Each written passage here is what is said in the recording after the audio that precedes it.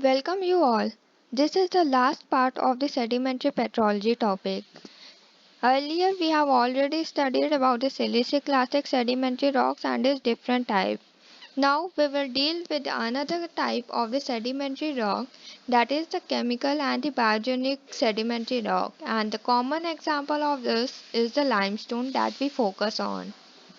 So the chemical or the biochemical sedimentary rocks originate by precipitation of minerals from water through various chemical and biochemical processes. One of the type of this is the carbonate rocks. The carbonate rocks consist of the primary carbonate grains referred to as the allochims, which form the framework of the rock. The second one are the fine grained carbonate mud matrix. And the third one is generally the pore spaces which may be filled with coarser grained carbonate cement known as spar. So the most common type of the carbonate rocks are the limestone and the dolostones. So here we will focus mainly on the limestones and its classification. So there are two types of the classification of the limestone. The first one is given by the Fuchs textural classification and the next one we will see later. Generally, the Fuchs has classified it on the basis of the framework grains or the carbonate grains that is present in such type of limestones. Generally, there are four types of grains: intraclast, oleites, fossils, and the pellets. We will see just a brief introduction on this.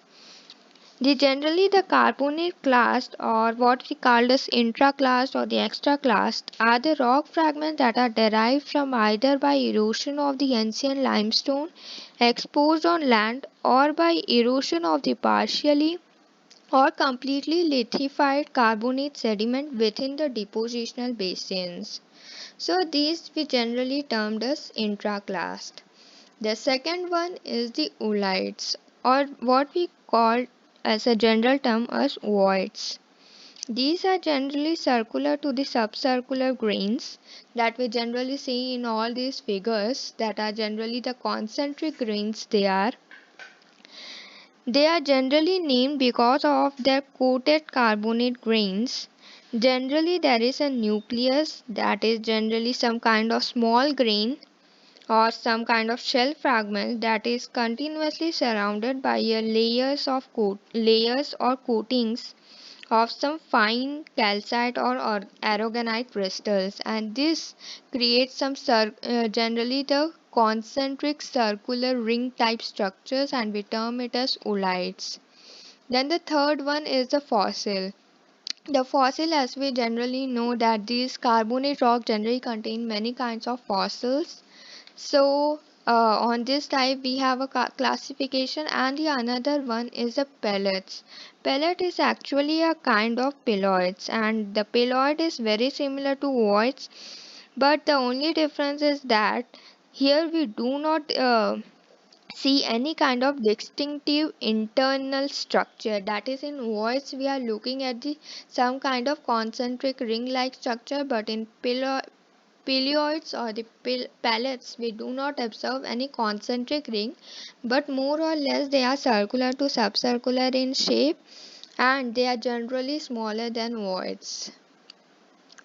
And then we see the amount of cement and matrix present in it. Generally, we classify it into two, that is the sperry calcite cement or the micrite cement. So based on the proportion of it, if the sperry calcite is more, we called it as sperry calcite cement, or if the micrite proportion is more, we called it as micrite matrix. So on the basis of these four, we termed it as, if the intraclass proportion is more in such rock, we called it as intrasperrite or intramicrite. If the oolite percentage is more, we termed it as oosperrite or oomicrite. If the fossil content is more, we call it as biosperrite or biomicrite. And finally, if the pellets percentage is more, we call it as feldspatite or pelmicrite.